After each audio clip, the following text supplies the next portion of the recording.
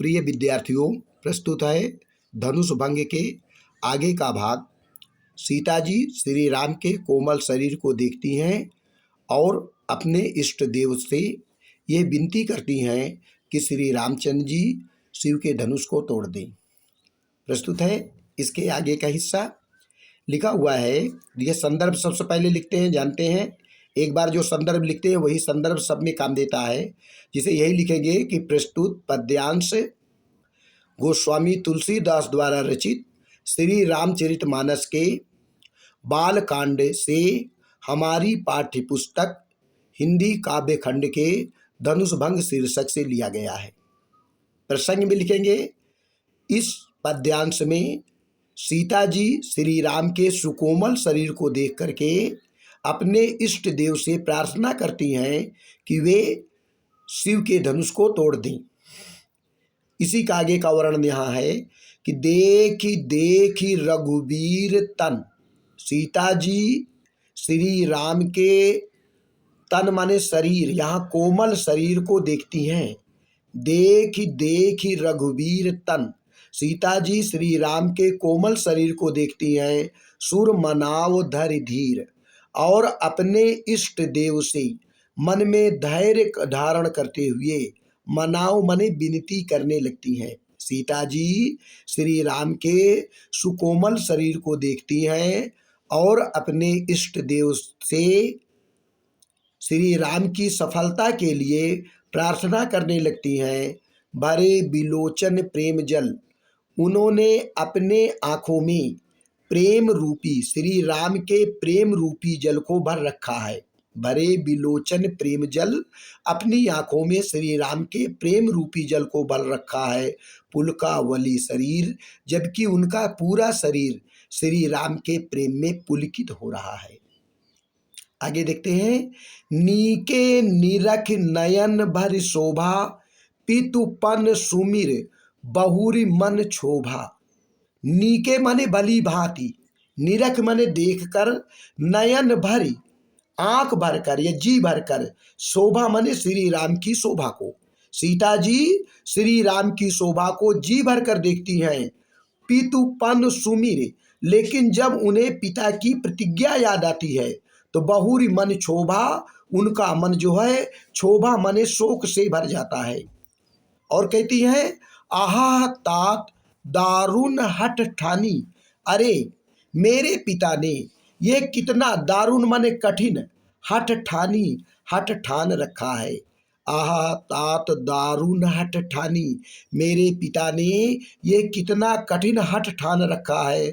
समुझत नहीं कछु लाभ नहानी, इसके नहीं समझ पा रहे हैं। कछु माने कुछ भी, लाभ माने अच्छे परिणाम, न हानि और बुरे परिणाम, ये इसके अच्छे और बुरे परिणाम के बारे में कुछ भी नहीं समझ पा रहे हैं। इस समय पिताजी ने जो कठिन हठ ठान रखा है वो इसके अच्छे परिणाम और बुरे परिणाम के बारे में कुछ भी नहीं जान पा रहे हैं। आगे देखते हैं, सचिव सभय, सभी मंत्रीगण इस समय भयभीत दिखाई दे रहे हैं। सचिव सभय, समस्त मंत्रीगण इस समय भयभीत दिखाई दे रहे हैं। सिख दे न कोई, कोई किसी को नहीं सिखा पा रहा है, शिक्षा नहीं दे रहा है। सीता जी कह रही हैं, बुद्ध समाज, ये समाज ज्ञानियों का समाज है, बड़ा अनुचित हुई। लेकिन इस ज्ञानियों के समाज में यह बड़ा अनुचित कार्य हो रहा है। फिर से देखते हैं, सभी मंत्रीगण इस समय भयभीत दिखाई दे रहे हैं। यहाँ तक कोई किसी को कुछ नहीं बता पा रहा है। सीता जी अपने मन में सोच रही हैं कि यह समाज ज्ञानियों का समाज है, लेकिन इस ज्ञानियों के समाज में इस प्रकार अनुचित कार्य हो रहा है। कहाँ धनु किसलहु चाहि कठोरा, कहाँ ये शिव का धनुष जो वज्र के समान, किसलहु माने वज्र, कहाँ धनु किसलहु चाहि कठोरा, कहाँ ये शिव का धनुष जो वज्र के समान कठोर है। कहाँ श्यामल मृदुगात किशोरा, और कांवल कहाँ पर सांवले और कोमल शरीर वाले ये किशोर बालक। विधि के ही भांति धरो उर धीरा, सिरस सुमन कन बेधी हीरा। कहते हैं, सीता कह रही है कि हे भगवान, यह हे प्रभु, के ही भांति, किस प्रकार, धरो उर धीरा, मन में धैर्य धारण किया जाए। हे भगवान, किस प्रकार मन में धैर्य धारण किया जाए। शिरस सुमन, क्या शिरस माने कोमल, सुमन कण, सुमन माने पुष्पों के, कण माने कणों से या पुष्पों की पंखुड़ियों से। पुष्पों की पंखुड़ियों से क्या बेधीय हीरा, हीरे को काटा जा सकता है। क्या पुष्पों की कोमल पंखुड़ियों से हीरे को काटा जा सकता है। आशा ये है जिस प्रकार फूल की कोमल पंखुड़ियों से हीरे को नहीं काटा जा सकता, उसी प्रकार ये कोमल शरीर वाले श्री राम शिव के धनुष को कैसे तोड़ पाएंगे। जो धनुष इतना भारी है, हे विधाता हम किस प्रकार धैर्य धारण करें। सकल सभा कै मति भय भोरी, सभा में उपस्थित सभी लोगों की, मति माने बुद्धि, भय माने हो गई है, भोरी माने भ्रमित। सभा में उपस्थित समस्त लोगों की बुद्धि इस समय भ्रमित हो गई है। अब मोहि शंभु चाप गति तोरी, हे शंभु चाप, शिव के चाप को संबोधित करते हुए कहते हैं, हे शिव के चाप, ये शिव के धनुष, अब तुम्हारी स्थिति पर सब कुछ निर्भर है। तोरी माने तुम्हारी, हे प्रभु, हे शिव शंभु चाप, शिव के धनुष, अब तुम्हारी स्थिति पर सब कुछ निर्भर है। निज जड़ता, कहते हैं अपनी जो स्थिरता है, जड़ता माने स्थिरता, क्योंकि धनुष तो एक जगह स्थिर है, वो चल फिर नहीं रहा है। लेकिन जो स्वयंवर स्थल में बैठे हुए हैं ये जड़ नहीं है। लेकिन सीता जी कहती है ऐसा लगता है ये भी जड़ हो गए हैं, स्थिर हो गए हैं। तो कहते हैं निज जड़ता लोगन पर डारी, हे शिव के धनुष अपनी इस जड़ता को इन सभी लोगों पर जो स्वयंवर स्थल में है इनके ऊपर डाल दो।